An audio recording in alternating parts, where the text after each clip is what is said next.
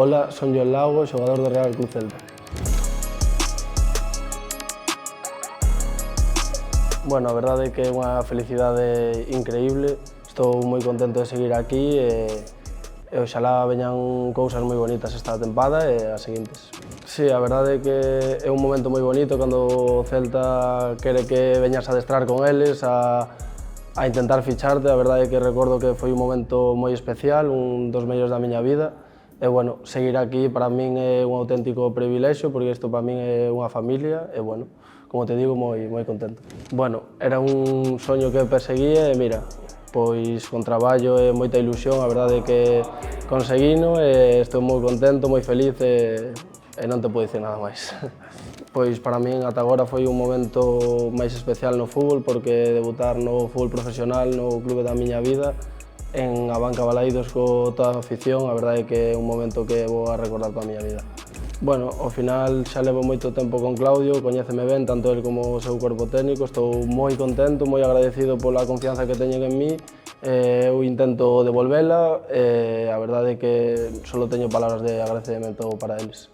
Bueno, eu creo que no filial é moi importante tamén a cabeza, estar no primeiro equipo, no filial, a xente dicíame que me parecía, a min era un auténtico privilexio, tanto xogar no filial como no primeiro equipo, era un soño e, como che digo, foi unha boa experiencia para seguir formándome, crecer, ir a xogar a campos non tan como en primeira división, pero a verdade é que para min cada fin de semana xogase con quen xogase era un auténtico orgullo.